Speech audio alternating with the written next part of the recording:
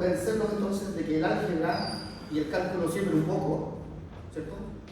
Pero de a poquito yo soluciono todavía este tipo de cosas. Y bueno, aquí estamos, ¿vale?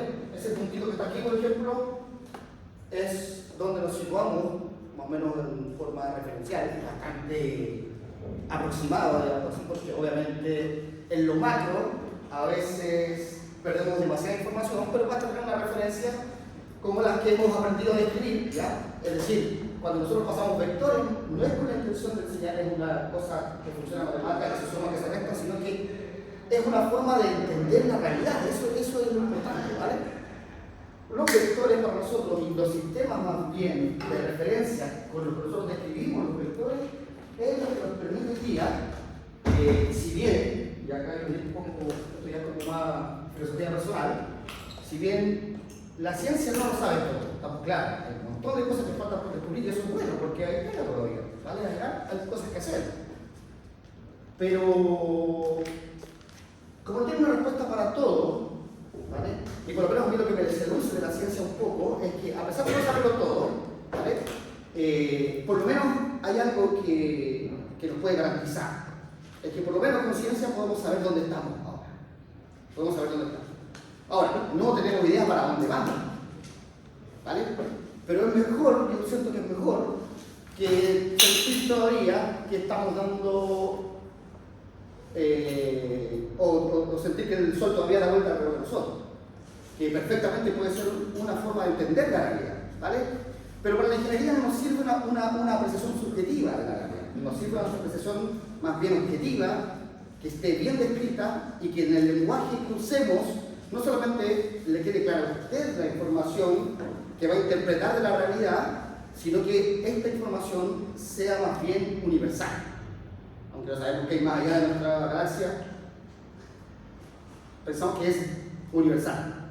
Creemos que todo el universo se podría entender. Pero, es decir, lo que nosotros medimos aquí, en la forma que lo medimos acá, no necesariamente lo van a hacer en otros países. Pero, por lo menos, si logramos ponernos de acuerdo en cómo hacer que nuestra medida concuerde con las de ellos, entonces generamos sistemas de información internacional y eso es lo que necesitamos, ¿vale? ¿Por qué? Porque si no vamos a tener el problema los rusos. Los rusos venden materiales geniales. Por ejemplo, los rusos son tan capciosos para la fabricación de trenes que ellos tienen un error, por ejemplo, en la dimensión del volumen del tren, que es menor de 1 centímetro. O sea, la precisión que ellos tienen para construir cada vagón, ¿cierto?, es demasiada. ¿Y por qué? Porque ellos han aprendido que un error de 1 centímetro puede generar una inestabilidad suficiente en cada uno de los vagones, que esa suma, al fin y al cabo, podría terminar en un desastre. Sin embargo, no les compraron mucho trenes a Rusia, ¿vale? Pero no lo notaron hasta cuando se empezaron a dar cuenta de que era lo que provocaba que estas cosas ocurrieran, ¿vale? Entonces, las cosas hay que medirlas en su justa medida. Los vectores, entonces, son una herramienta que nos permite a nosotros interpretar cosas, describirlas de manera universal y perfectamente podemos construir un puente y confiar de que no va a colapsar si es que lo construimos bien, si nos queda al revés ya es otro puente, ¿vale? Pero pasa en Chile, eso también, no sé cómo, pero pasa que los puentes quedan al revés, ¿vale? Y eso funciona porque tenemos esta herramienta, tenemos el álgebra, tenemos el cálculo, tanto de forma escalar como de forma vectorial, y las cosas entonces nos permiten tomar modelos para poder entonces recrear situaciones y llevarlas a estados límites, a estados críticos, y después en laboratorio los ingenieros entonces pueden comprobar su resultado, ¿vale? Eso entonces es hasta ahora una cosa que hemos ganado en el lenguaje, que llamamos cinemática, a la organización del cálculo, el álgebra y forma vectorial también. ¿Bien? Entonces, si nosotros tuviésemos que ir a buscar, por ejemplo, una solución, tuviésemos que ir a encontrar, por ejemplo, un tesoro o un objetivo o lo que sea, yo necesito tener pistas para poder llegar ahí. aunque también podría hacer un barrido de todo el espacio para poder dar con el objetivo, como lo hicimos ayer. Programamos una solución, programamos un modelo y lo empezamos a hacer ensayo y error hasta que dijimos, bueno, por aquí debe estar la solución que ando buscando, ¿vale? Eso también es ingeniería, ¿vale? Eso se hace en los laboratorios precisamente, y recuerden que la física prácticamente es una ciencia experimental, o sea, nadie creó el lenguaje, sino que fue la necesidad de poder concretar las cosas lo que nos hace esclavos de tener una herramienta de expresión para ello, ¿vale? Objetiva. Si no, ¿dónde está María? ¿Vale? Pero tengo que tener una información clave, y esa información clave me tiene que abrir todas las posibles ventanas. Y aquí viene un poco también la idea de meterles a ustedes este coso de que tiene que ver con el método científico y con la observación, ¿vale? Es decir, con tres simples etapas. De primera, la observación. Yo observo el problema por todos los lados que pueda mirarlo y darle, conocer el problema y darle distintas miradas. Desde el punto de vista químico podría ser, desde el punto de vista mecánico podría ser, desde el punto de vista eléctrico podría ser. Tienen a ustedes ya herramientas suficientes como para mirar un problema desde muchos puntos de vista, ¿vale? Pero, ¿cuál es la información que a ustedes les va a ayudar a saber dónde está? ¿Vale? Entonces, por ejemplo, el Wally, ¿cierto? Está perdido en este laberinto y lo último que comunicó entonces a sus amigues fue que al momento de ingresar al laberinto se movería según esa expresión que está ahí. Entonces, si yo sé cómo algo se mueve, puedo saber cómo es, dónde está. Entonces, para nosotros el movimiento se transforma en una herramienta, ¿ya?, con el cual podemos conocer incluso hasta lo que no se ve. Esa es la clave. Con la cinemática hemos construido recién las ecuaciones, el lenguaje con el que vamos a interactuar, ¿vale? Pero lo interesante es que si entendemos que el movimiento es una herramienta que nos permite medir hasta lo que no se ve, entonces esas cosas esos modelos empiezan a aplicarse en problemas distintos, empiezan a aplicarse en distintos contextos y empiezan a darle forma al contexto. Entonces lo que nosotros antes llamábamos, por ejemplo, la posición inicial, en otro contexto va a ser una temperatura inicial, va a ser una viscosidad inicial, en otro contexto va a ser una corriente inicial, una carga eléctrica inicial, y entonces todas estas cosas empiezan a tener una forma que se más o menos estructura con las mismas ecuaciones. Por eso es tan clave esta parte de la física, y es por eso que se considera que la primitiva y la primera que se enseña, para dónde van, lo primero que van a enseñar es cinemática, porque es el lenguaje con el cual usted puede describir cualquier situación. Entonces, ¿dónde está? Hasta ahora. Si conocemos cómo se mueve, podemos conocer todo el camino que siguió este cubo. ¿Vale? Bien, si esa es la velocidad, ¿qué tendríamos que hacer para conocer la posición?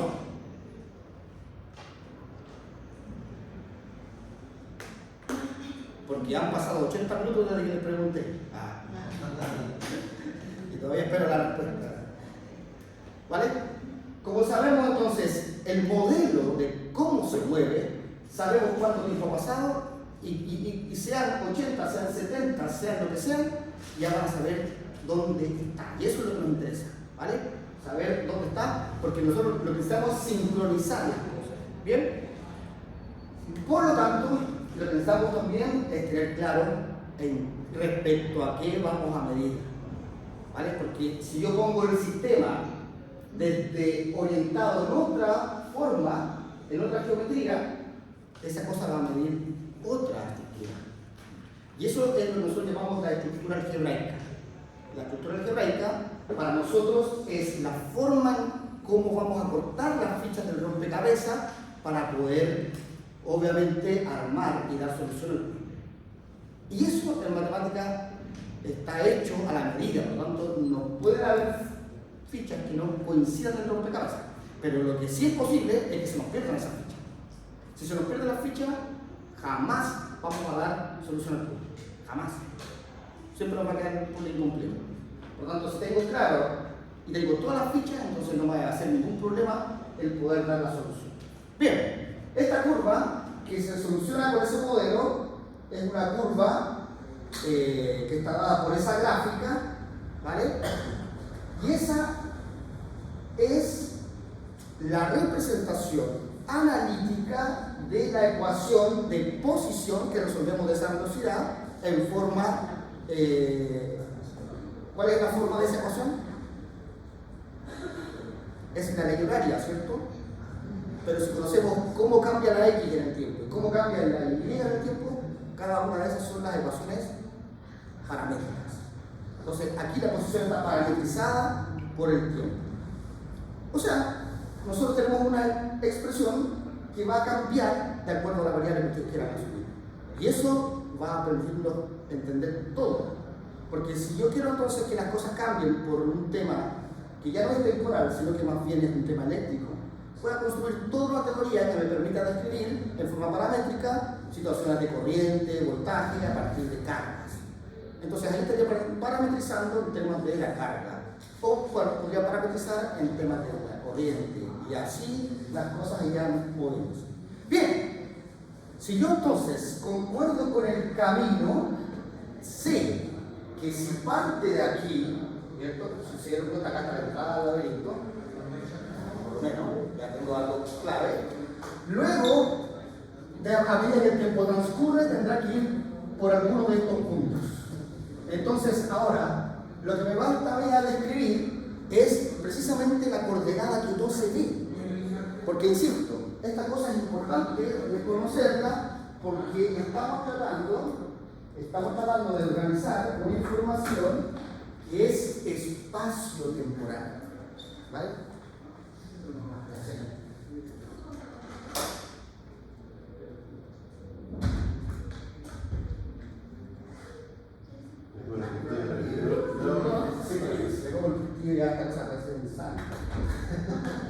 A ver, ¿quién quiera atreverse a salir por la ventana en caso de... Yo creo que se está saludando, me imagino que ese saludo no durará más de 2 minutos. Pero ya como 3. Entonces, aquí hay una cosa que tenemos que tener clara. Estos son los parámetros que dependen del tiempo, pero el tiempo no tiene cabida en el espacio, no tiene cabida en la geometría del espacio. Por lo tanto, esto es posición espacial, pero en el dónde está, en el tiempo, yo no veo esa coordenada acá. ¿Vale? Entonces lo que necesito es tener precisión, evaluar lo paramétrico y llevarlo entonces a un punto que me va a describir la posición. Vale, si son 80 minutos y el modelo está dado en segundos, o en minutos, no me acuerdo. En horas. Entonces tengo la posibilidad de transformar esa información en minutos a una información que sea entendida por el sistema. ¿Vale? Si yo trabajo la información en minutos en un sistema que está procesando la información en horas, voy a conseguir un resultado 80 veces aumentado, porque estaría evaluando una expresión en 80 horas. ¿Vale? Por lo tanto, aquí el tema de las unidades también es importante. ¿Vale? Si yo quiero ir a tomar medidas de alguna cosa, yo tengo que entender entonces en qué lenguaje me está entregando esa información. Y aquí los sistemas de monitoreo obviamente están configurados de alguna manera para ir midiendo cosas en cierto rango de tiempo. Esos rangos pueden ser perfectamente minutos, pueden ser segundos, pueden ser milésimas de segundo, centésimas de segundo, pero lo que yo necesito es tener a la vista esa información y es la que no sé.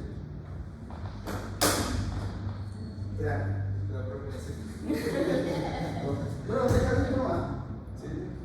Pero es así. Ya. Entonces aquí, más allá, ojo, gracias. Le voy a dar tiempo para que se recupere ahí. Pero no es fácil, ¿eh?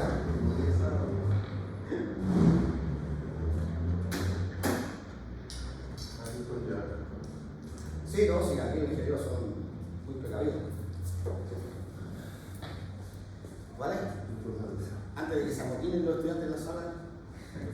abierta, ¿no? Y ahí, con ese guardia que tenemos. Vamos a correr. ¿Cuáles son los más felices de las tomas? Así que. Bien, a lo que quería llegar era de que la información se tiene que sincronizar también, ¿vale? Para que tenga utilidad, tiene que estar bien sincronizada, tiene que estar bien entendida, bien reconocida, ¿vale? Entonces, para que la cosa funcione, yo tendría que ir ahora a evaluar la posición, por ejemplo, en Y, cuando el T corresponde a esas 80 minutos transformados en horas, ¿vale? Y luego, entonces, perfectamente evaluando luego en la otra coordenada, tendríamos entonces dónde está el chascón. Y puede ser que ahí está, ¿o no? Ahí está ahora, ¿vale? Bueno, a mi hija la estuve resolviendo toda la mañana estos problemas para que aprenda a derivar y a integrar. No,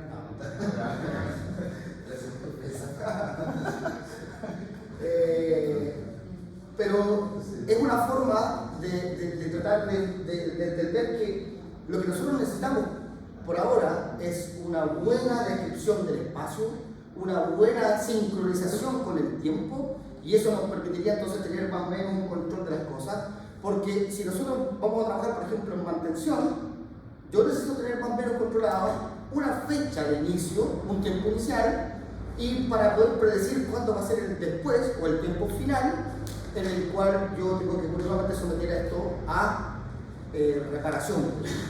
Y esa reparación puede ser un mantenimiento, un cambio de, y todo eso responde a un control.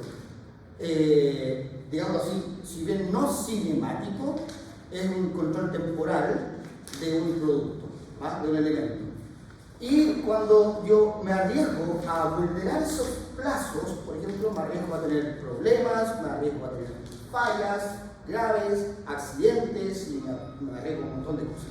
Entonces, el poder tener una idea espacial pudiese ser algo en segundo plano, pero tener una idea de cómo organizar la información en el tiempo puede ser una ventaja, ¿vale? Porque esto lo consideramos nosotros para que luego las cosas se vayan entendiendo de mejor manera, ¿vale? Este problemita entonces no tiene ningún... Si conozco el cómo se mueve, sé entonces cómo está. Y eso es lo que yo quiero evitar, ¿vale? Si yo quisiera conocer cómo las cosas se van a mover, entonces podría saber cómo van a reaccionar ante colisiones, por ejemplo, ante colapsos por temas sísmicos, ¿vale? ¿Qué me interesaría saber, por ejemplo, respecto a una estructura como un edificio, respecto a un movimiento, para poder construir una estructura? ¿Qué me interesaría saber del movimiento para poder entonces construir una estructura y evitar que se colapse?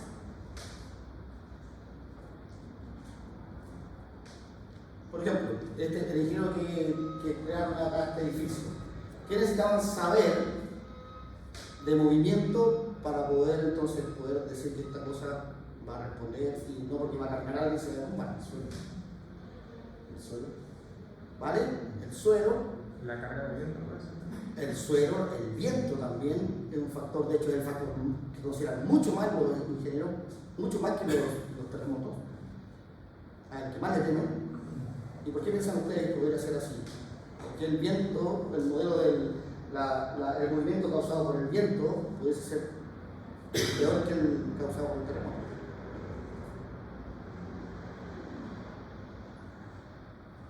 Porque los vientos son más constantes. Están todos los días. Por tanto, en una ciudad donde hay viento, yo no podría construir un puente como el que les mostré, si es que lo tengo bien estudiado cómo es la interacción del puente y el viento. Hay puentes que han colapsado con el viento, ¿vale? Y esos son patrones que uno tiene que ir observando para ir haciendo proyecciones y poder dar la seguridad de que el elemento que voy a construir, ya sea un edificio, ya sea un móvil, un ferrocarril, un avión, un camión, esta cosa se va a comportar de acuerdo a las necesidades. Entonces aquí lo importante es que todas las cosas tienen que estar de alguna manera sincronizadas, porque yo no puedo mover el chasis y dejar la carrocería de acá. Tengo que tener todo una organización que me permita entonces llevar a cabo cualquier actividad. Cualquier actividad tiene un orden temporal y obviamente un orden espacial. Por tanto, ahora la pregunta es, si ya sabemos cómo describir más o menos la idea de los movimientos, ¿qué son las causas que producen estos movimientos? ¿Qué son las cosas que provocan? ¿Qué hacen que las cosas se muevan? Y aquí empiezan ya las ramas de la física a tomar ya un poquito más de independencia cada una de ellas, y dependiendo del fenómeno, entonces es cómo arreglamos la matemática para poder describirla. Pero sin embargo, la idea es la misma. Buscar la causa de algo, obviamente la voy a poder entender una vez que comprenda o observe el efecto. Porque, por ejemplo, ¿qué causa que aquí haya nada entre nosotros? Si yo no veo nada, no veo cambios, miro la pared, ¿qué voy a poder concluir de algo que no cambia? Si no veo ningún efecto interesante, ¿qué voy a hacer mirando la pared todo el día? No me interesa eso. O sea, yo sé que la pared se va a mantener todo el día porque así no cambia, y eso me interesa ver, ¿vale? Pero si de repente yo llego a mi oficina y veo que cuando la pared está negra, cuando voy a ir de la blanca, se va a incendiar. Y empiezo a hacer unas preguntas, ¿vale? ¿Por qué eso se produjo? Y empiezo yo a tratar de buscar y construir la historia.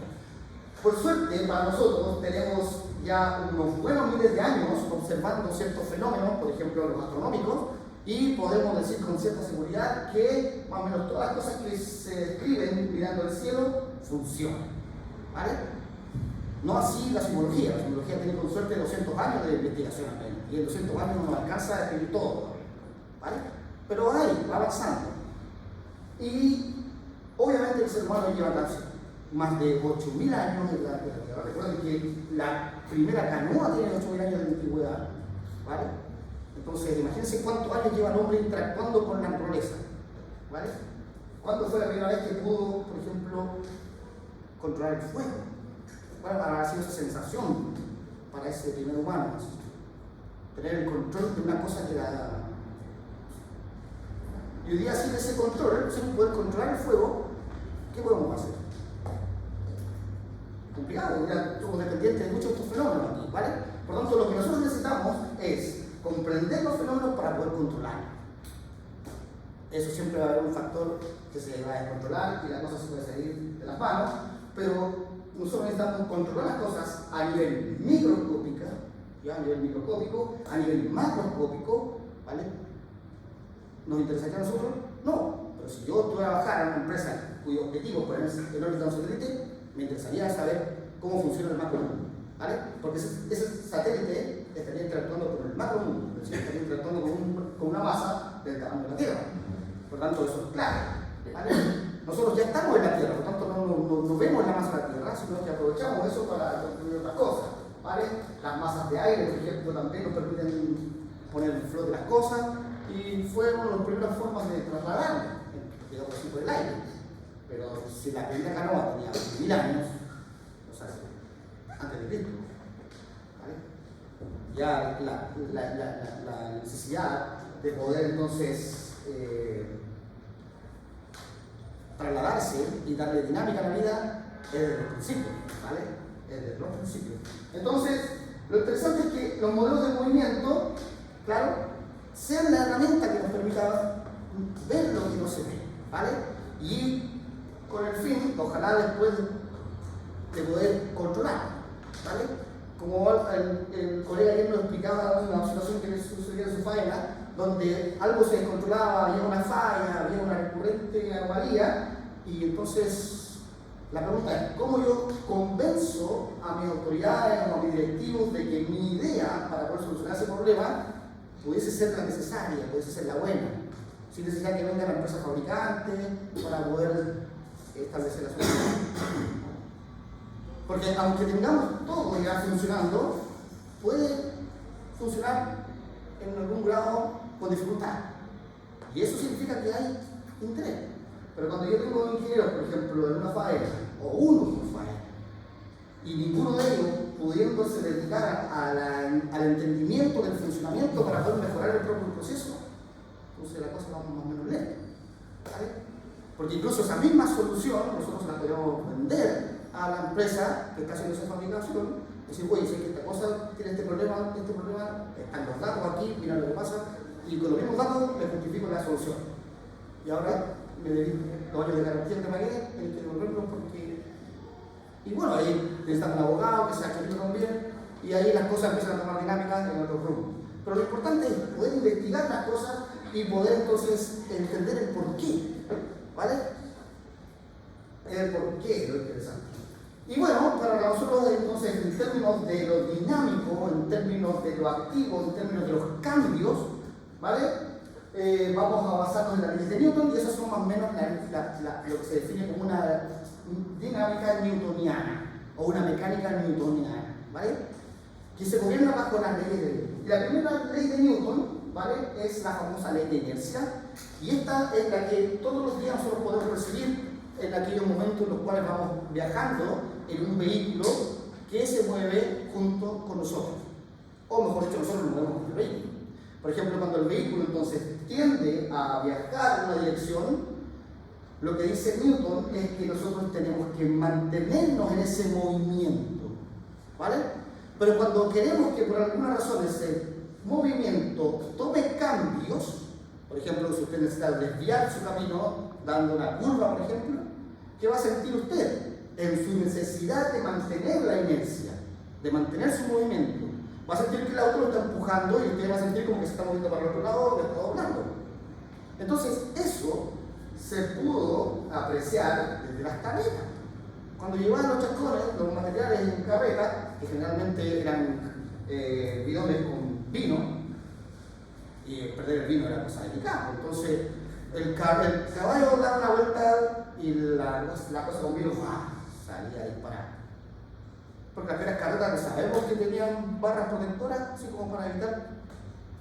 No, ya cuando se perdió la segunda jarra de vino, dijeron, no, esto tenía un problema crítico, hay que poner atención, lo ingenieros de la línea, solucionen este problema. Y ellos se dieron cuenta que no podían evitar el desplazamiento de la inercia y le pusieron barritas a las camionetas. ¿Vale? Esos pick-up son cuadraditos porque si yo lo dejo abierto, esa cosa se mueve, porque quiere moverse hacia donde siempre se ha movido. Y esa es la famosa ley de inercia, ¿vale? Entonces, si no hay objetos que interactúen con un objeto que está en movimiento, y ese movimiento, y ese cuerpo tiene una determinada masa, entonces no tiene por qué cambiar su estado de movimiento. Al fin y al cabo, la inercia es una especie de medida, como dice ahí, de la flojera. Por tanto, si usted mañana se levanta o despierta y no se quiere levantar, no es un problema suyo, es un problema de su masa, que tiende a mantener la posición en la cual está. ¿Vale? Así que, bueno, mi mamá Sabatazo me obligó a entender que esta ley se podía vencer. ¿Vale? Entonces, a eso nosotros le llamamos ahora un nuevo estado de reposo. ¿Ya? Para nosotros no solamente el reposo va a ser algo que está parado, ¿vale? Que está detenido, mejor dicho, sino que el estado de reposo va a ser algo que no cambia su momentum. Y el momentum está dado por un producto, una característica del cuerpo que es la masa, ¿vale? La vamos a explicar luego, la vamos a profundizar un poquito en eso, y su estado de movimiento. El estado de movimiento es la velocidad, ¿vale? Si es mi velocidad, es decir, al ritmo al que yo me muevo no cambia, es decir, mi movimiento es uniforme, entonces estoy en reposo, ¿vale? Y eso significa entonces que cuando el auto alcanza una velocidad más o menos constante, usted ni siquiera sabe si el auto se está moviendo o no si mira el suelo del auto. Si cierra los ojos, ni siquiera sabe si se mueve. Pero cuando ese estado de velocidad cambia, por ejemplo, si alguien empieza un chantazo, ¿usted qué hace? Mantiene esa velocidad que tenía y siente que sale expulsado. O cuando está detenido en el semáforo y usted quiere salir muy rápido, también siente el tirón hacia atrás porque usted quiere mantenerse donde estaba y el auto está empujando hacia ella. Entonces ahí hay cambios en los estados de movimiento que nosotros podemos evidenciar todos los días cuando viajamos en un vehículo que cambia constantemente ese estado de movimiento. ¿Vale? Profesor, una consulta, ¿la palabra conmine es correcta o es combine? Puede ser. No te... Puede ser. ¿Dónde está la cosa? Donde dice ahí donde dice el movimiento rectilíneo uniforme, hacia abajo dice menos que un ente interactúe con él y lo conmine. O es combine. No, todavía dice apremiar con potestad a alguien para que obedezca. Esa es la definición. No, combine, profesor. Ahí me dice cada cual que material persiste al lado izquierdo. Ah, ya. Es combine, ¿está bien? Sí, ahí está. Sí, no, la definición. Ya. Me resulta la duda. Eso sí. El asunto es que si estamos en la nada, ¿vale? Nuestro estado de movimiento va a ser tal cual. Bueno, aquí no tengo. Lo siento, para adelante de funcionamiento. ¿Vale? Pero no me interesa el audio, me interesa lo que ocurre. Este tacón va siempre a la misma velocidad. Déjenme ir acá. Eso. Quiero llegar a la flechita donde está. Flechita.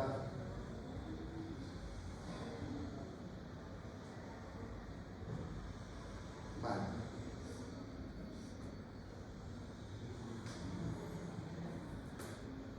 Sí, acá está, ¿no es cierto? Bien. Lo interesante es. Bien, si nosotros mantenemos el movimiento, imaginamos que no hay nada interactuando con nosotros, entonces lo que va a ocurrir es que nuestro movimiento se mantiene constante. La única chance que nosotros tenemos para poder cambiar el estado de movimiento es que aparezcan elementos que nos permitan modificar algunos parámetros. En la mecánica newtoniana, la masa es imposible que varíe, ¿vale? Imposible que varíe. Por lo tanto, lo único que pudiera hacernos variar nuestro estado de momentum es el aumento o disminución de la velocidad, ¿vale?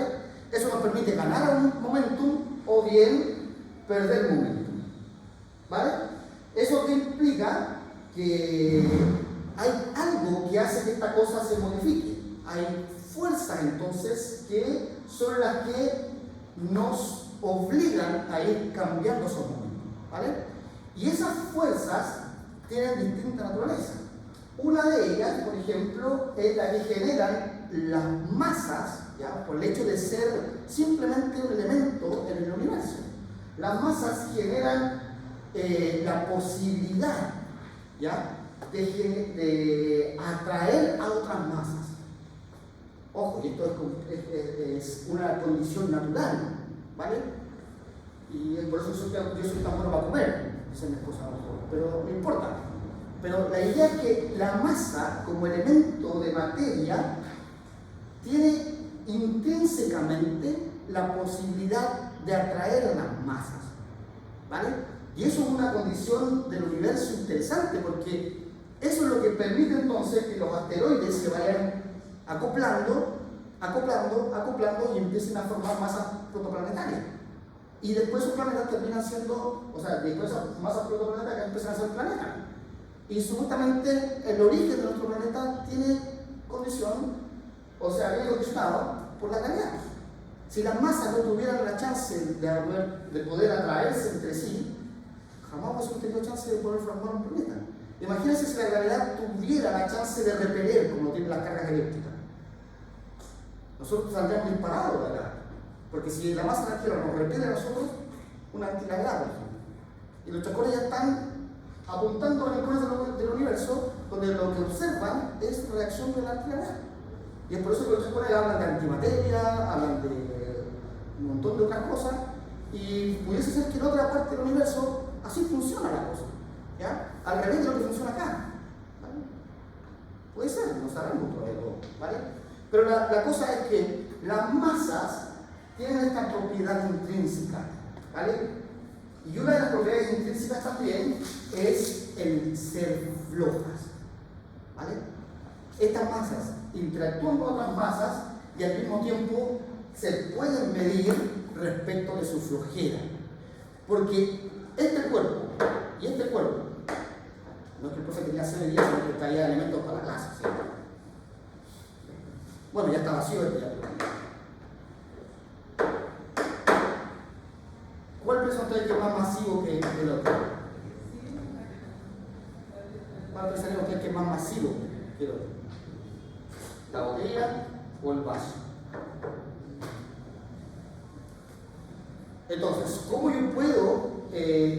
definir esa situación con algo que me permita medir.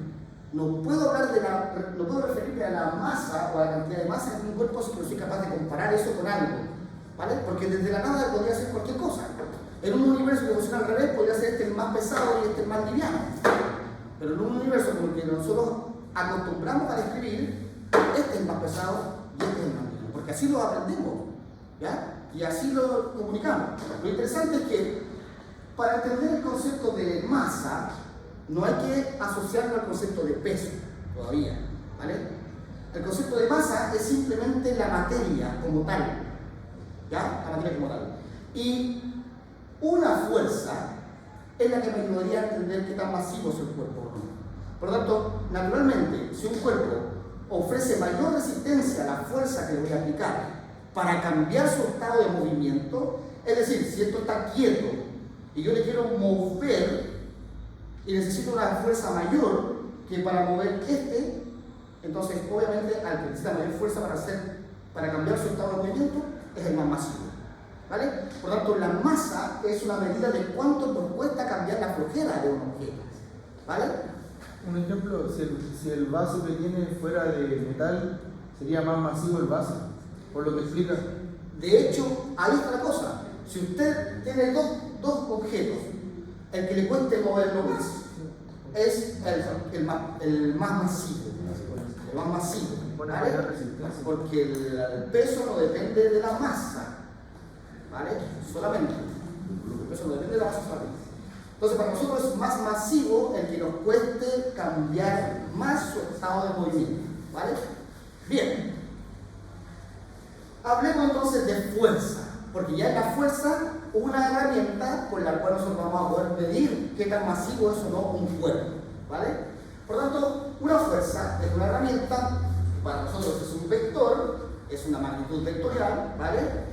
Y obviamente ya vamos a escaparnos un poco del espacio bidimensional y vamos a trabajar también ahora ya con fuerzas tridimensionales, así que vamos a agregar una coordenada más al vector, ¿vale? Y nosotros podemos describir entonces un vector actuando en el espacio con un sistema tridimensional en los cuales se acostumbra a poner en forma horizontal la superficie que generan los planos X, Y, ¿vale? Y luego en forma vertical, como midiendo la altura, el eje Z, ¿vale? Pero la fuerza entonces es una organización, es una información organizada respecto a la componente en la cual se va a desarrollar. Y esto es lo clave, porque ayer, si le expliqué bien, ¿ya? Porque puede haberlo hecho mal, el sentido que tenía, por ejemplo, la variación que se producía en las componentes del vector impulso o velocidad inicial, entonces es la misma historia que vamos a tener que leer de cada componente en cada vector, ¿ya? En cada fuerza. La componente de una fuerza nos va a describir qué tan efectiva es la fuerza en esa componente, ¿vale? Si este es mi vector fuerza, esa fuerza va a ser efectiva en esa proyección para producir un efecto de cambio en esa dirección, y va a ser efectiva esta proyección para producir un efecto de cambio en esa dirección. Entonces, las componentes de un vector nos dicen qué tan efectiva es, en este caso las componentes de una fuerza nos dicen qué tan efectiva es la fuerza en cada una de esas direcciones. Y si nosotros posicionamos de manera estratégica el sistema de referencia para dejar la fuerza como si tuviese un solo vector, o sea, un vector de un solo componente, esa componente representaría a toda la intensidad de la fuerza. Pero cuando tenemos un sistema que describe la fuerza de manera bidimensional, es decir, esta fuerza genera efecto en ese eje y en ese eje también, ¿vale? Ahora va a depender de las características, cuáles son los efectos que produce esa causa, ¿vale? Entonces nosotros necesitamos comprender que la fuerza es al mismo tiempo un vector, ¿vale? Y al igual que lo vimos en cinemática, podemos adaptar el vector para quitarle componentes o más bien dejarlas definidas. Bien, aquí la cosa ya empezamos a trabajar de manera tridimensional y vamos a ver que siempre los vectores se pueden proyectar respecto de los ejes, ¿vale? Ahora, cada vector, por ejemplo este vector f, va a generar un plano con su proyección en el eje en el cual yo quiera describirlo, ¿vale? Entonces, imagínense, si nosotros tenemos un sistema tridimensional, como este, ¿vale? Tengo un sistema tridimensional y tengo un vector, ¿vale? Que apunta en esta dirección, está apuntando a cualquier punto del espacio. ¿Cómo sé yo que está delante o detrás del eje que voy a llamar en este caso X? Y a este Z. ¿Cómo sé yo si está delante o detrás? Entonces, aquí el tema de las proyecciones es clave. Porque fíjense el efecto que se produce si yo les digo que este vector llega hasta ese punto. Eso a nuestra mente le trae la información necesariamente que esto se desplaza en esa dirección y luego está hacia afuera del eje X, ¿vale? Pero ese mismo dibujo yo lo podría poner acá, de manera ambigua, podría decir que este dibujo llegó hasta ahí nomás. Y ahí mi vector toma proyección hacia atrás del eje X. ¿Ven? Como yo podría cambiar la información en el mismo dibujo, porque estoy preso de un espacio tridimensional y quiero transmitir la información tridimensional. Entonces el tema de la proyección es clave, ¿vale? El tema de la proyección es clave. Olvidémonos de este camino y pensemos que este chascón vive acá. Entonces, cuando este chascón está llegando a este punto proyectado, obviamente voy a poder caracterizar a ese vector con un vector pequeñito que va a estar dado por esa línea. ¿Vale? Por esa línea. Y entre esa línea está aquí, que sería como la sombra de ese vector en esa dirección, pero ese vector no apunta a esa dirección, sino que está abierto todavía, yo puedo construir un plano que los una. ¿Vale? Ahora, ¿cómo voy a construir un plano que los una? No lo sé, pero voy a tratar de hacerlo lo más bonito posible. ¿Vale? ¿Cómo podría ser este plano? A ver, ese plano está contenido en estos dos, o sea, el plano viene aquí en forma oblicua y eso no sé si hacerlo bien, pero parece que este dibujo se ve mucho más claro de lo que voy a hacer, ¿vale? Entonces piensen que ustedes tienen un vidrio y ese vidrio entonces va a unir al vector por el eje en el cual lo voy a proyectar. Entonces acá tengo una especie de superficie en general y ese vidrio obviamente es esto, a ver, ¿cómo lo podría hacer?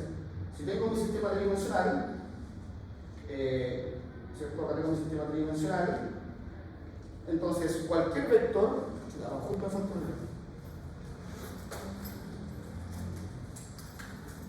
ya cualquier vector se puede describir en cualquier dirección al respecto. Entonces, si yo lo voy a escribir así, y esta es la proyección con el eje X, entonces acá hay una superficie, acá hago el plano. No se ve nada, diga que sí. Y ese plano es infinito, obviamente, pero contiene a este vector y a esa proyección. ¿Cómo voy a caracterizar esa información? Por lo que llamamos los cosenos directores. Es decir, esa abertura genera un ángulo, y eso para nosotros ya no es algo ajeno, ya lo hemos hecho en dos dimensiones, las proyecciones, ¿cierto? Y entonces el tamaño de esta sombra va a depender de que si este vector se inclina o se declina, y eso es la proyección sobre el eje.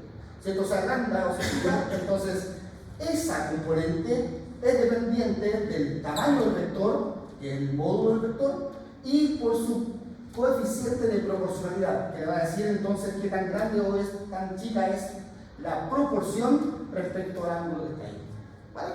Y eso varía entonces también respecto de la proyección.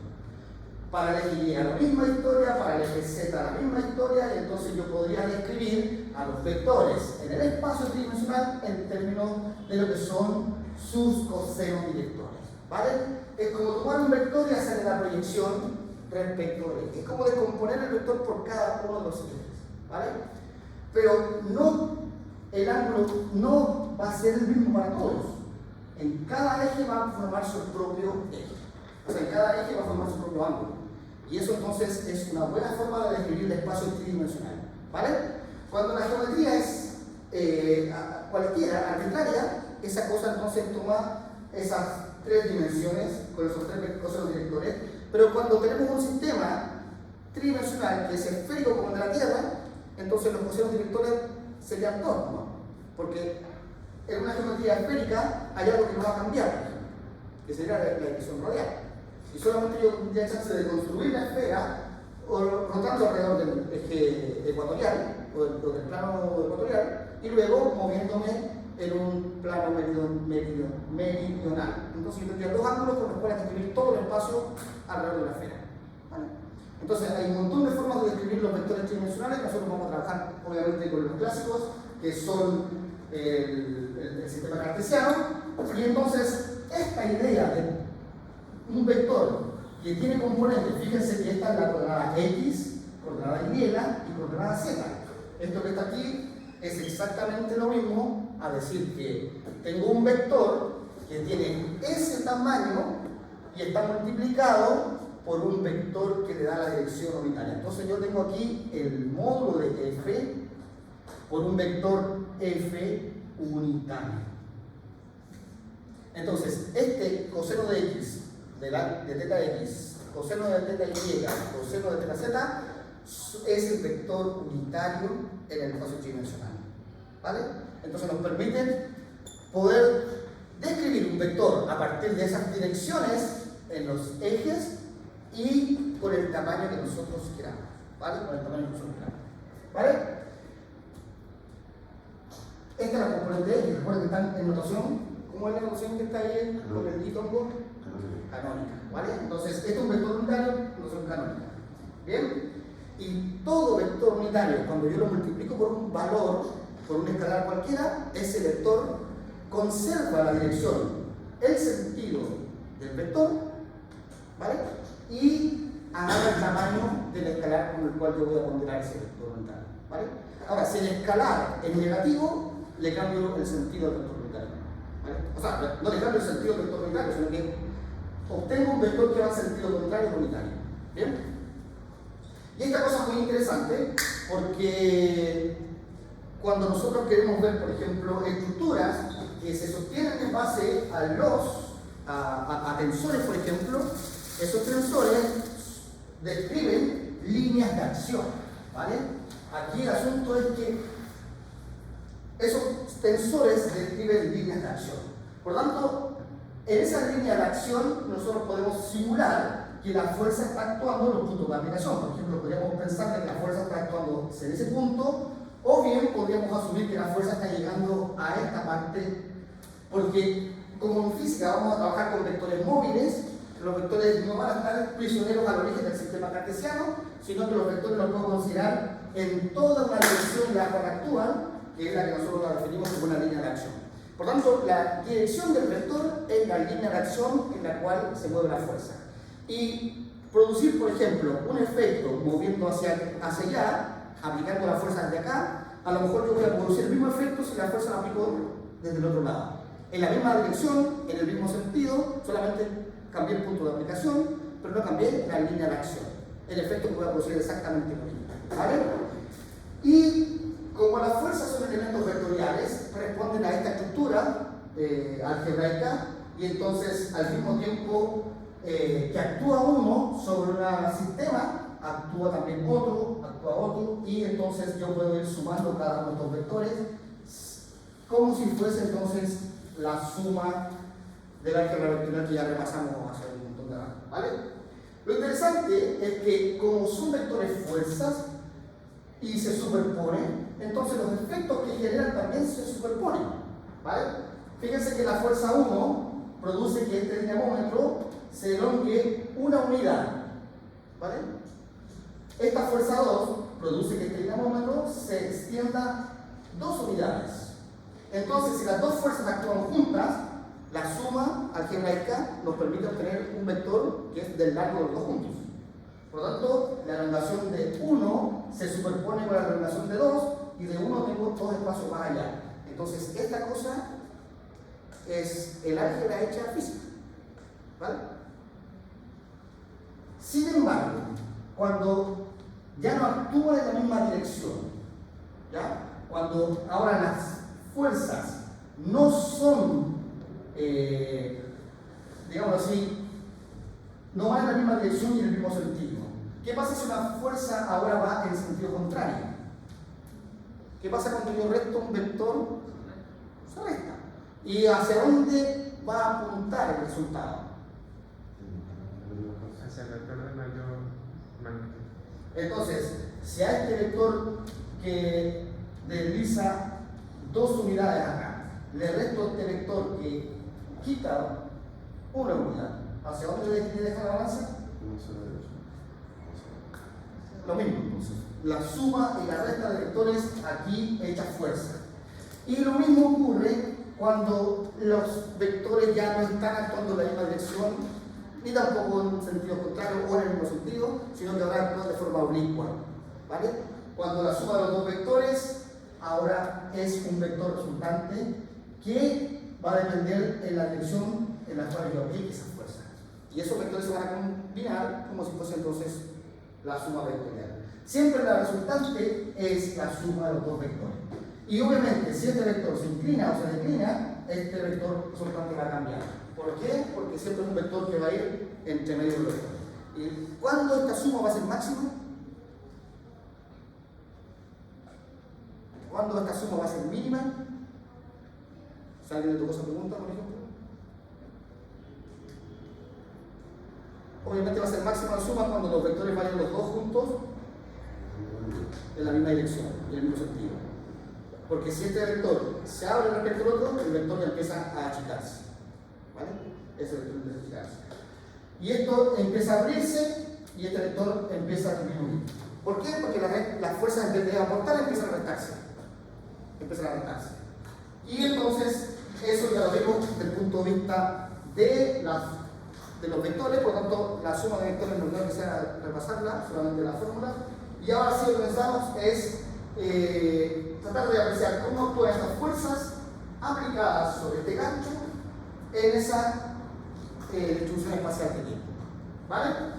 Dicen dos fuerzas P y Q se aplican en el punto A. Si se sabe que la intensidad de P es de 75 newtons, ¿vale? Newtons entonces es una forma de asumir la medida de la fuerza, no es la única, ¿vale? Y la fuerza Q tiene una intensidad de 125 newtons, ¿vale? Entonces, de esas fuerzas, ¿nos están dando el vector o nos están dando su intensidad? Es decir, su módulo, ¿vale? Entonces, para nosotros, que el P sea igual a 75 newtons significa que si el P es un vector, entonces el módulo de ese vector son 75 newtons. Para que vayamos entonces también un poco, ya nos vamos a ir independizando esta notación vectorial, la vamos a dejar simplemente como si fuese una escalada, ¿vale? Y entonces, la pregunta es, ¿cuál es el vector P entonces? ¿Vale?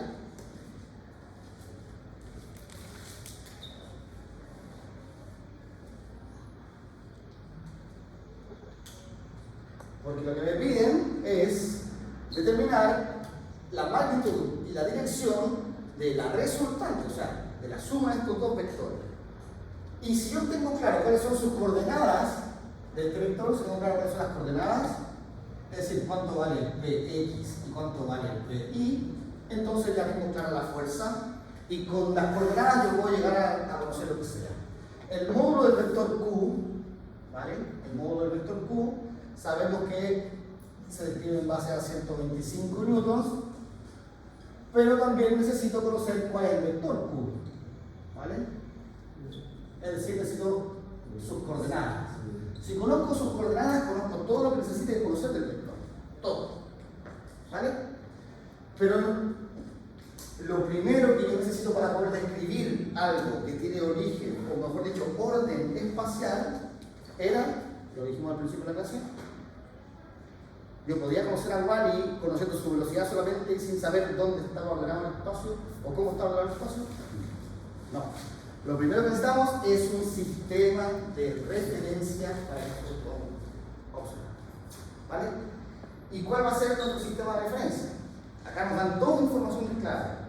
Primero, que esta recta es un límite vertical hacia el cual podemos medir el ángulo que está formando esta fuerza respecto a ese eje y esa fuerza respecto a ese eje. Entonces, esa línea de referencia podría ser una ayuda para describir yo mi sistema referencial. ¿Vale? Entonces, asumiendo, voy a poner aquí estas cosas como si fuesen un diagrama libre, ¿vale? Voy a poner aquí el concepto de diagrama de cuerpo libre y voy a situar a las fuerzas como si estuviesen actuando en un sistema bidimensional. Claro, con problemas bidimensionales, entonces voy a asumir que tengo un eje X y voy a asumir que tengo un eje Y. ¿Vale? El eje Y lo voy a asumir en la dirección en la cual, ¿vale? En la dirección vertical. En ese sentido, describiendo un ángulo de 20 grados, tengo un vector que apunta hacia allá, y describiendo un ángulo de 35 grados, desde esta misma, tengo un vector que apunta hacia allá. ¿Vale? Precisamente este sería el vector Q, y este sería nuestro vector P. ¿Vale? Entonces, el primer caso es fijar en el espacio un sistema de referencia que vamos a definirlo como un observador. De acuerdo a ese observador, este vector tiene un largo de 75 newtons. Entonces, el largo de este vector es 75. Y si conozco el largo de un vector y conozco uno de sus ángulos, es decir, tengo un lado de un triángulo y un ángulo de ese triángulo, conozco todas las propiedades del triángulo por la trigonometría. Entonces aquí vamos a volver a usar la descomposición del vector para poder entonces describir este vector en términos del sistema de referencia. Si este es el Y, este es el X, entonces necesito saber cómo se proyecta este vector sobre los ejes. ¿Vale? Si eso es el ángulo de proyección, es 90 grados, porque siempre es normal, esto sería la hipotenusa, y luego podría decir que hasta aquí abajo tengo entonces mi P, X o Y.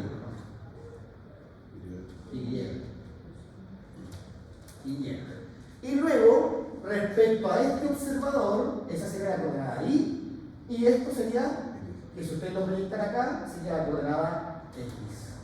Y acá tengo lo que han de buscar. Entonces, como este es nuestro ángulo de referencia, ¿vale?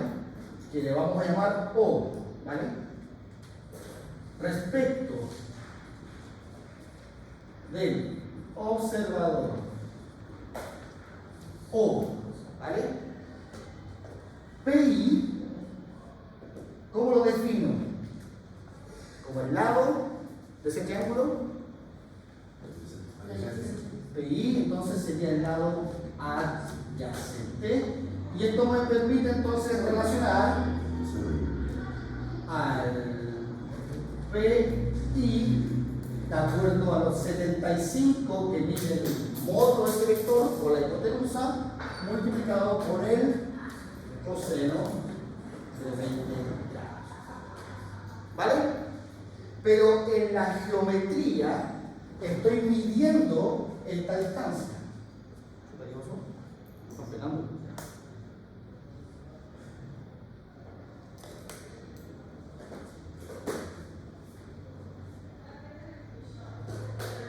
En la geometría estoy midiendo esa distancia. Es decir, solo PI me está indicando que tengo ese tamaño, pero no me está indicando en el sentido en el que está actuando esa coordenada. Por lo tanto, al momento de representar la coordenada, tengo que tener presente en el sentido en el que actúa. ¿Y como esto actúa como una fuerza que el eje Y está tirando hacia abajo, entonces tiene que ser menos ese valor. ¿Vale? Y yo no quiero que me den un valor hecho muy amplio aquí. Necesito que esto se conserve tal cual es. 75 por el coseno de... El signo lo agrego voluntariamente, a menos que usted considere el ángulo como si fuese entonces desde aquí medido hasta acá. ¿Vale? Ahí le va a dar el valor negativo de inmediato. Pero si vamos a considerar solamente un pequeño segmento, como si fuese un triángulo, como muy corriente, esto va a dar un valor positivo y esta coordenada no es negativa, no es positiva. Precaución ahí.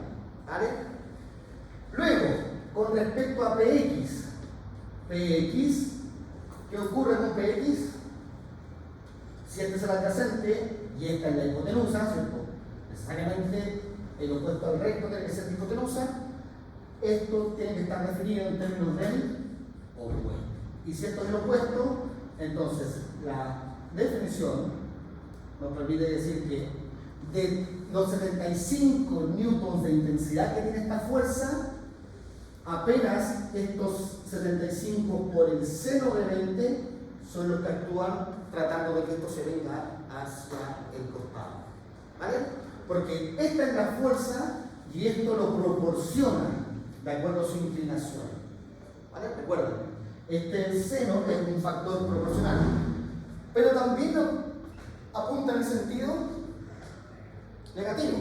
Entonces esto también va a ser menos 75 por el seno de los 20. Y ahí tengo el vector. Perfecto. Ahora, ¿cómo nos quedaría descrito el vector Q? ¿Cuál sería la coordenada del vector Q?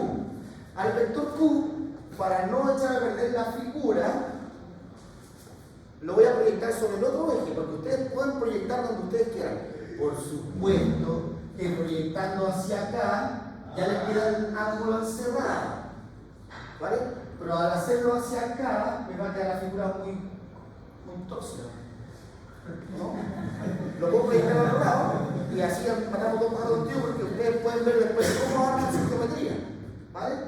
Entonces, si yo proyecto hacia acá, la proyección siempre va a ser un ángulo recto, ¿vale? Entonces, acá, ¿qué voy a tener? ¿Qué es lo que va a ser ese lado? El QX. ¿Y esto de acá? El QY. ¿Vale? ¿Cuánto va el triángulo? 35. Pero está fuera del triángulo. Y yo para poder describir el triángulo necesito ese ángulo. Entonces ustedes tienen ya aquí geometría por doquier. Porque ¿cuánto mide este ángulo que está acá? ¿Y cuánto mide el ángulo que está acá? Entonces, si quieren calcular un ángulo nuevo, pueden calcular el ángulo de arriba. Si quieren calcular el mismo ángulo, pueden usarlo ahí abajo. ¿Vale? Y la geometría no va a cambiar las condiciones de la fuerza. ¿Vale? Ustedes tienen aquí un montón de chances de armar el triángulo como quieran armarlo, usando las proyecciones como quieran proyectarlas. Lo importante es que el largo del vector, es decir, esos 125, son la hipotenusa, y luego, ahora, nuestro QX, ¿cómo lo voy a definir? Respecto de este ángulo que está aquí, nuestro QX va a ser otra vez opuesto. ¿Vale? Entonces, vuelve a ser opuesto, entonces vuelve a estar definido por el seno. Ahora, a los 125 le saco una porción que tiene el tamaño del seno de 35. De todos esos 125 newtons de fuerza que se están aplicando, apenas esta porción es la que está actuando en la dirección X. Luego, el QY va a estar definido en esta geometría, considerando este ángulo de referencia. Este sería el opuesto adyacente. Y entonces esta cosa, el QY, como es adyacente, es hipotenusa, y la porción de la hipotenusa que voy a utilizar está dada ahora por el coeficiente coseno de 35. ¿Vale? Esos son valores numéricos. Ahora, cuando los lleve a valores de coordenadas, el QX en qué dirección y sentido va. Positivo. Por lo tanto, el QX sería 125 por el 0 de 35. Listo. Positivo. ¿Vale? El Y, ¿en qué sentido va? Entonces, recuerden el signo, agregarlo. ¿Vale? Y eso sería entonces los 125 por el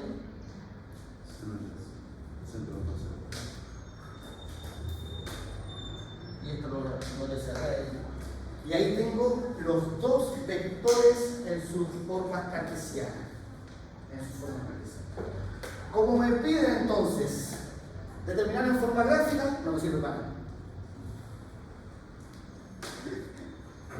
Porque la gráfica, hay que hacer la gráfica. No, pero sí me sirve, porque eso es lo que vamos a usar. ¿Ya? En forma gráfica significa entonces que a este vector lo voy a completar un paralelo con el otro vector, un paralelogramo con el otro vector. Por lo tanto, lo voy a desplazar en forma paralela. Entonces, este vector lo voy a desplazar hasta acá. Y acá me quedaría entonces el vector. Vamos así. ¿Vale? Y este vector lo desplazo en forma paralela por ese vector, entonces me quedaría una cosa así. Y hacia donde apunte la intersección de los dos es la gráfica. Pero bueno, eso es una cosa que no lo vamos a hacer, sino que simplemente vamos a necesitar las coordenadas para calcular la resultante. ¿Vale? La regla del triángulo es exactamente lo mismo. ¿Vale? Solo que en vez de hacer de los desplazamientos para completar un paralelogramo, usted toma uno de ellos nomás, uno de ellos lo desplaza y le genera un lado, dos lados, tres lados. Ahí está el triángulo. ¿Vale? Es exactamente geometría, ¿no? Pero como no les hice traer recta ni escuadra, lo siento. Porque esto se hace con regla y escuadra para hacer los desplazamientos perpendiculares y paralelos. ¿Vale? Pero bueno, ya eso no se usa. Así que, ¿vale? Bien, pero calculemos la resultante de eso. Entonces ahora el cálculo de la resultante. Bien, la resultante en términos de una fuerza, podríamos decir que es la fuerza neta. ¿Vale? La fuerza neta. Entonces, esta fuerza neta es un vector que se construye a partir de la suma de estos vectores. Vector P más vector Q. ¿Cierto? ¿Cuál es la suma de estos dos vectores? La suma de eso más la suma de estos dos vectores. Entonces ahora, ustedes en su calculadora pueden poner a la suma de estos dos, así tal cual está escrito, en grados, por favor, y me entregan el resultado. ¿Vale? Porque si aproximo aquí, estaría sumando aproximaciones, estaría teniendo nuevamente esta idea de aproximar lo aproximado y luego volver a aproximar, y no necesito eso. Ustedes consideren esta expresión y aproximen una sola vez.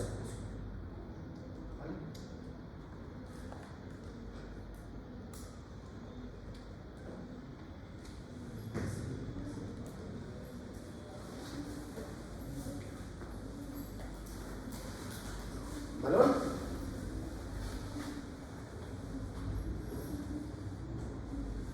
Mide 46.04, pero quiero ver si también hay lo mismo.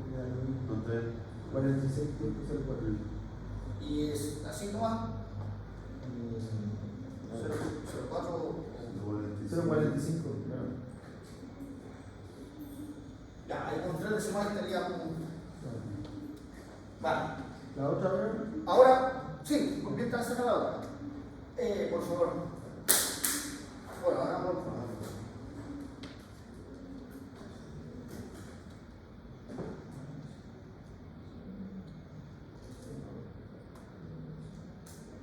Bueno, si quieren traer después del recreo, hagamos.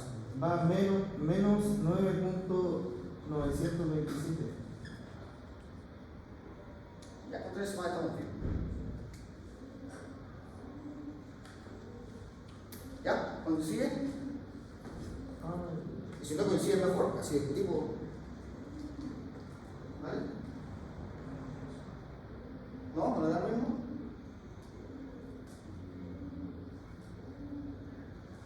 El menos 75 coseno de 20 más el menos 125 coseno de 35.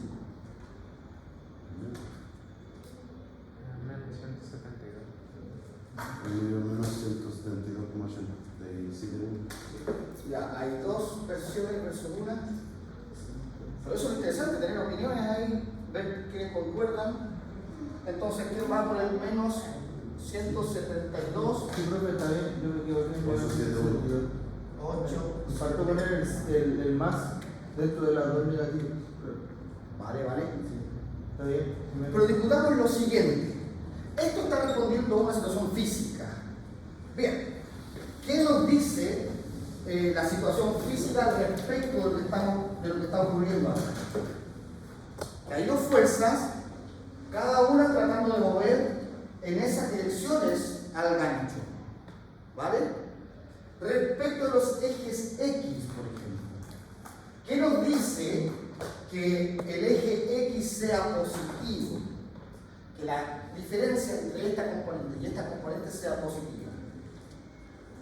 Entonces, eso nos dice que de las dos fuerzas, la que está ejerciendo mayor intensidad para generar un esfuerzo sobre este gancho es la que trae el movimiento hacia acá. Esta es la que vence el valor que está acá. Ahora, de estas dos medidas, las dos van con el mismo sentido. Entonces, debieran estas, en el sentido de la dirección vertical, debieran las dos actuar en suma hacia abajo. La pregunta es entonces,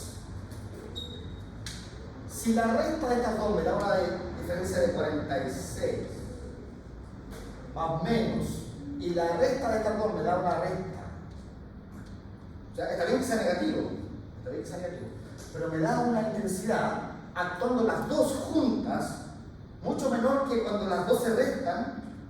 Bueno, podría ser el caso también, pero me debería despertar más o menos una curiosidad, ¿vale? Y entonces ahí yo podría advertir de que lo que conseguí como resultado aritmético, numérico, podría estar en contradicción con lo que realmente dice la geometría del problema.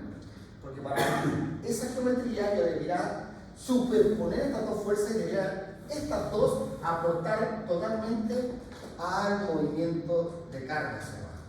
¿Vale? Entonces, ¿qué gano con esta información? De que si voy a someter, por ejemplo, nuestro gancho a este tipo de fuerzas, yo debería asegurar de que el gancho resistiera, por lo menos en su ensamble, ese tirón vertical. ¿Qué pasaría entonces si mi gancho entonces no es capaz de resistir esa fuerza vertical? Se desacopla de acá, se podría fatigar, se podría perder sus características elásticas y se podría deformar o bien se podría romper. Esa información me pudiese ser muy útil desde el punto de vista vectorial para ver cómo interactúa el gancho con su entorno. Y eso lo voy a ir agregando de a poquito, ¿vale? Pero por mientras vamos soltando la mano en las chances de poder describir fuerzas en el espacio en términos vectoriales, ¿vale? Se entiende la idea de que si un vector actúa en dirección contraria al otro, se va a restar, ¿vale? Y gana el signo de mayor. Siempre una resta gana el signo de mayor. Y luego, en el otro lado, las dos van al mismo tiempo, entonces se conservan los signos. Miren qué bonito eso. Y eso lo enseñan en sexto, quinto. Bien. Este es mejor. Bien. El alambre dice de una torre está anclado en el punto A, ¿vale? Está anclado en el punto A por medio de un perno. Bien. La tensión del alambre es de 2500 newtons. ¿Eso qué quiere decir? La intensidad. Entonces, eso es el módulo del vector, ¿vale? Lo que nos piden determinar es las componentes F, Y y Z de la fuerza que actúa en A. Y además los ángulos directores en X, Y y Z. ¿Vale? Bien. Démosle una vuelta y pensemos cómo poder describir este vectorcito que está acá. Esto ya no es tan fácil. Porque primero el vector, el alambre está anclado en A. ¿Vale? Entonces, si está anclado en A, voy a hacerlo entonces aquí. ¿Cuál sería el vector que necesito describir?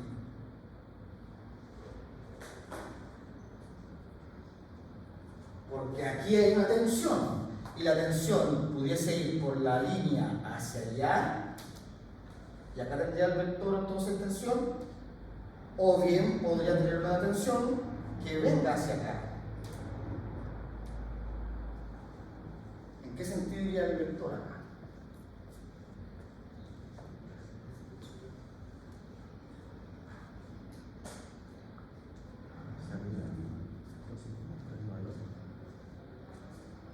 Vean,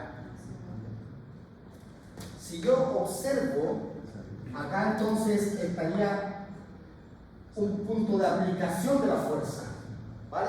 En A la fuerza va en subida, pero en el punto B la fuerza va, y ahí esa es otra historia. A mí me interesa, me están pidiendo que describa la fuerza que tiene origen en A. Ahí está la cosa, ¿vale? Que no me ocurre en B.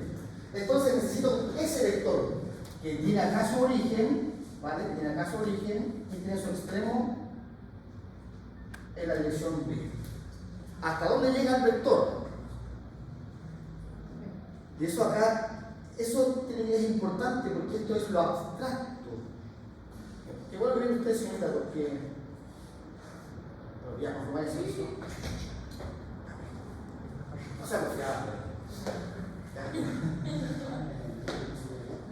Oye, soy eléctrico, de baja con electricistas. Una vez me dieron clase. Hicieron nido ahí arriba en un laboratorio.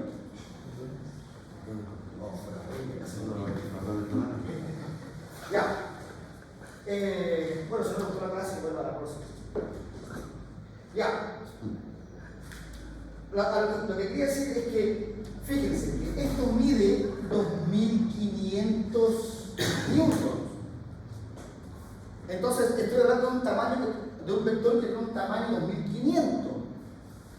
Pero no tiene que ver esos 2500 con que estos sean 2500 metros.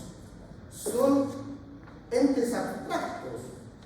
Los vectores que usamos como entes geométricos para tener referencia de su acción en el espacio. Eso es importante.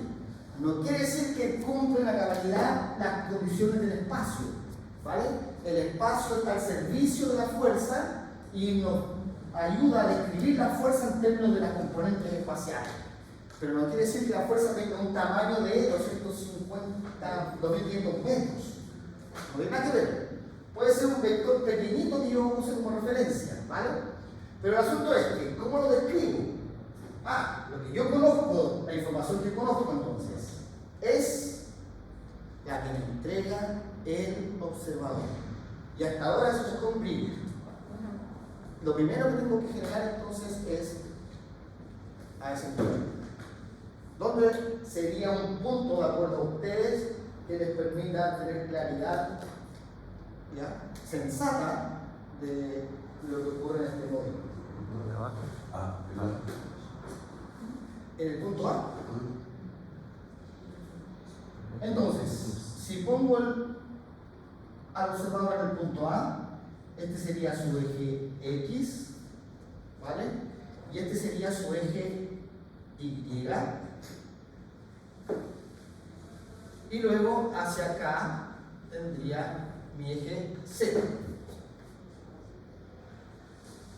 ¿Vale? Tendría que poner desde aquí, entonces al X acá, luego tendría al Y acá y al Z allá arriba. Bien, esa es una forma de ordenar el espacio. ¿Qué hubiese pasado si pongo el observador acá? Acá tengo mi eje X, acá tengo mi eje Y,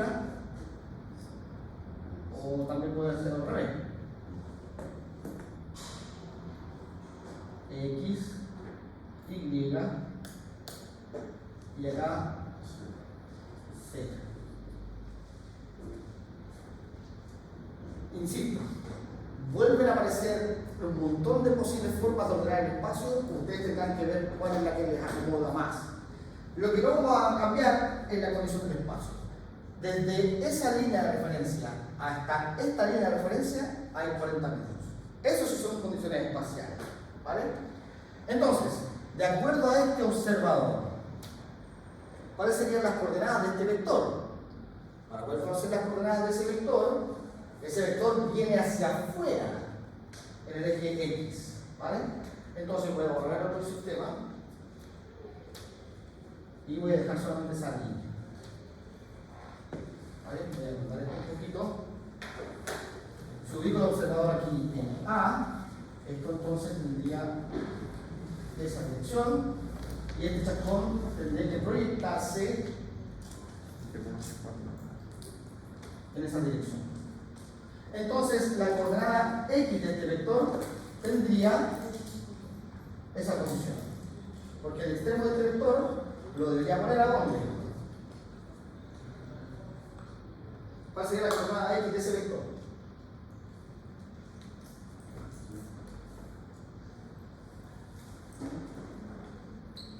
Fíjense que si yo ubico a este vector aquí, ese punto que yo acabo de proyectar acá sería 7 la fuerza F.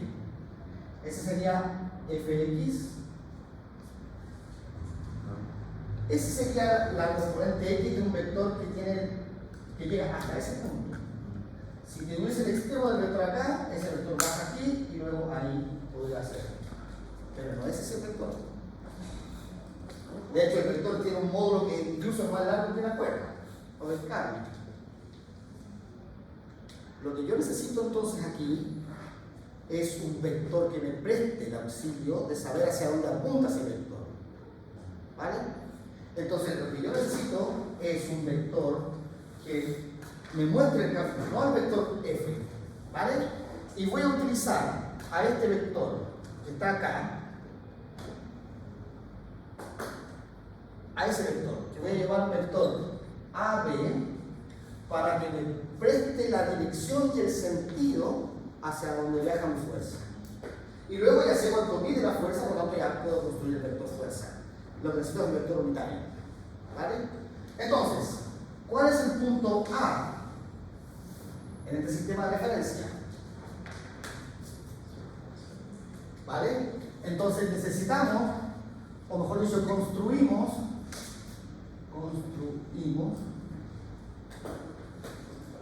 el vector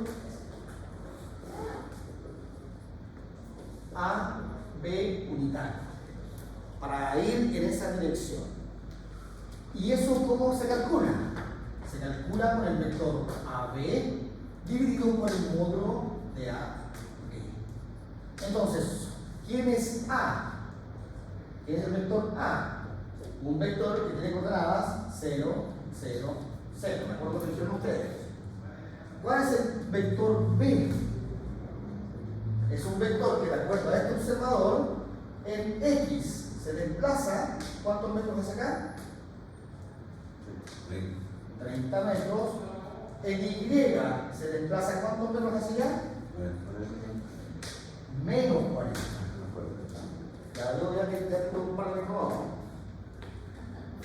Y luego estoy en menos 40, voy hacia arriba, 8. Ahora sí, estamos listos. Ese es mi vector B. Por lo tanto, en ese sentido, al hacer la resta de los vectores, para construir el AB, recuerden el AB, es un vector que va de AB, entonces es B menos A. ¿Vale? Obviamente dividido por el módulo de B menos A. Pero como el A ustedes lo escogieron de a 0, Entonces lo que necesito es simplemente el vector B, ¿vale? Pero esto lo hago no para hacer el camino más complicado. Es que si alguien escoge un observador aquí abajo, van a estar coordenadas para B, coordenadas para A, y ahí hacen la recta. Este es el modelo genérico, solo que en este caso el A tiene coordenadas especiales, ¿vale? Entonces, ¿cuánto vale el modo de B? En este caso, el vector AB unitario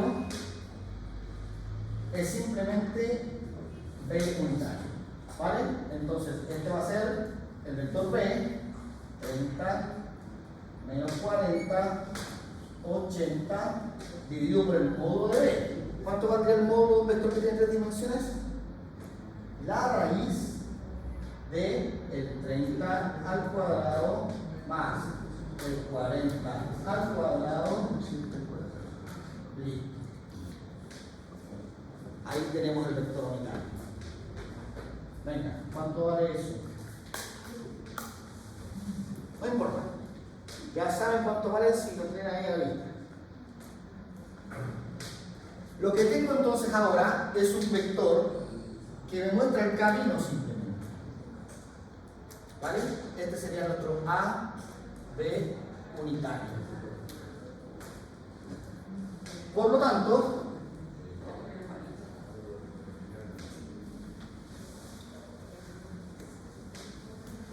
¿cuánto tiene para eso?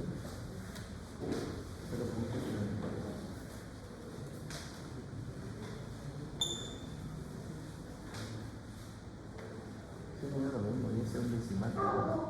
0,741. ya. La raíz me da eso lo mismo. Sí, la raíz de 89 dividido por el. Por lo tanto, nuestro vector fuerza es igual a. ¿Cuánto vale la coordenada X?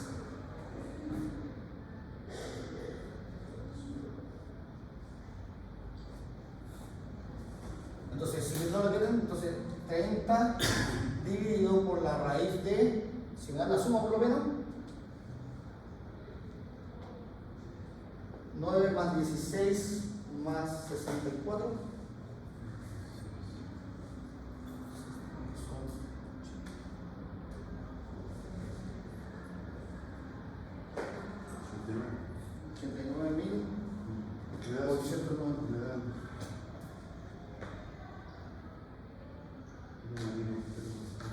¿Del decimal o el? Ya, pero ojo que las componentes de arriba son vectores, no son una recta. Esto es un vector, son componentes, entonces este número hay que meter dentro de cada componente. ¿Vale?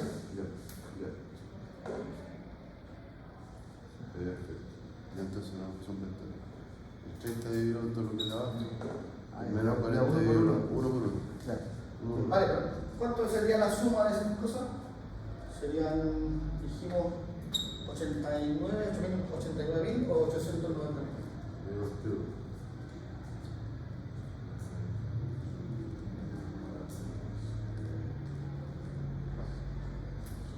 Para no tener que escribir todo eso. Bueno, Da 10 raíz de 89, tiene que escribir la división. El 30 dividido en 10 raíz de 89. Bien. Eso está mejor.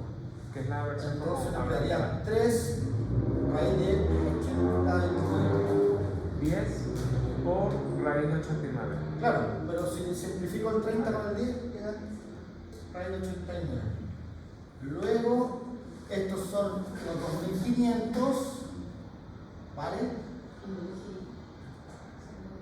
Por, en este caso sería menos 40, entonces nos quedaría menos el 4 dividido entonces por la raíz de 89. Y esto tendría coordenada positivo en z, que sería 8 dividido por la raíz de 89. Listo. Ah, pero nos faltó el 2500. Sí.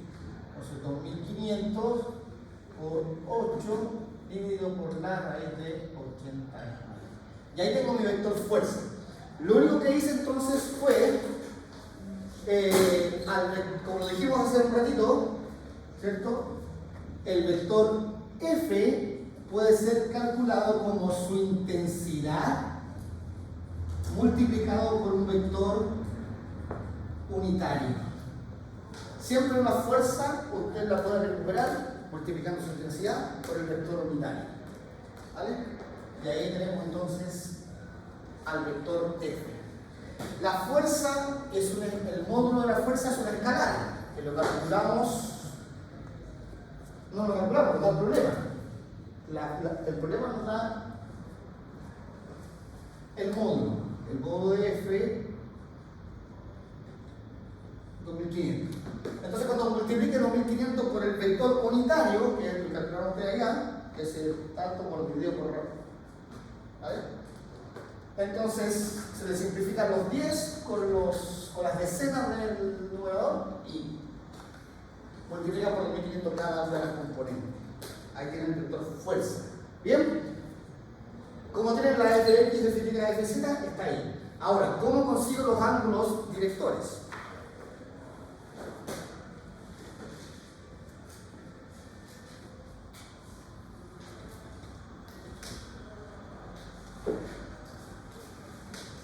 Oye, no se hace, pero había un incendio en la mañana aquí al frente.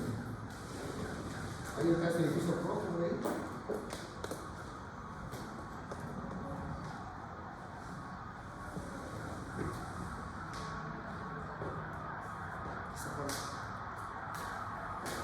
Fuga de gas, la usa.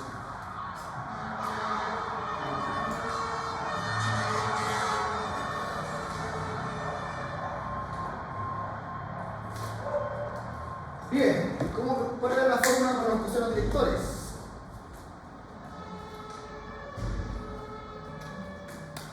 ¿Repasamos los cosenos directores o lo despejamos una vez? Entonces lo que tenemos que recordar es que la componente X de la fuerza era el módulo de la fuerza multiplicado por el coseno, en este caso de θ sub X. Eso es utilizando los cosenos directores, nos permiten tener esta relación. ¿Cuánto vale esto que está acá? Esto vale 2500 dos veces, serían 5000, tres veces serían 7500, ¿no? Entonces esto sería 7500 dividido por raíz de 89. ¿Bien? Y eso va a estar... no tengo para qué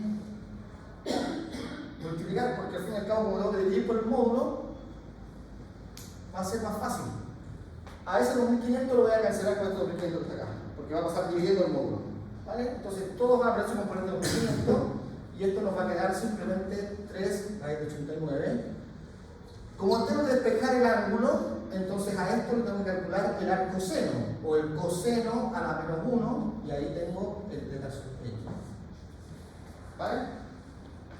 Luego, para el f sub i, ¿cierto? Para el f sub i es exactamente lo mismo.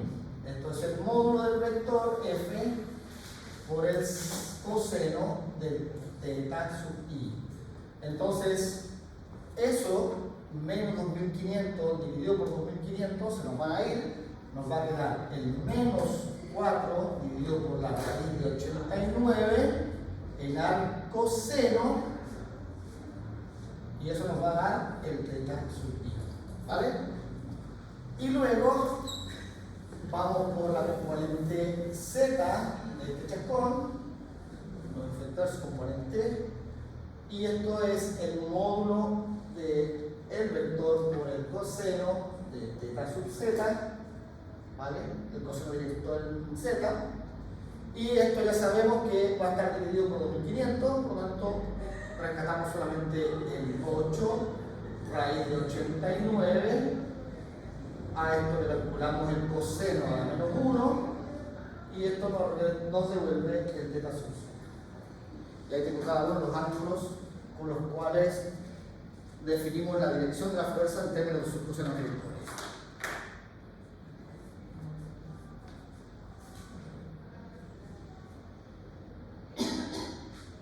¿Alguna duda? Bien, yo creo que vamos a tomar un pequeño break, son las 11. Bueno, claro, un pequeño break con ustedes ya, eso me genera conflicto. Pero si queríamos irnos temprano, tendríamos que estar aquí por lo menos a las 11:30. ¿Vale? Si no hay dudas, continuamos el próximo ejercicio a la vuelta del recreo. Profe, llega hasta ahí nomás o hay que resolver el coseno a la menos 1. Ah, por eso le iba a decir, porque para anotar el resultado. No, pero ya imagino que se dio cuenta cuando se equivocó. No, claro, pero estaba ya sacando el teta sub x, me da 88.068. ¿Vale? De acuerdo a ese observador debería ser eso. O sea, hay una persona que le da un resultado, ahí observamos. Después teta sub y me da 92.57 ¿Ya? y el teta sub z me da, le digo inmediato, me da 84.84.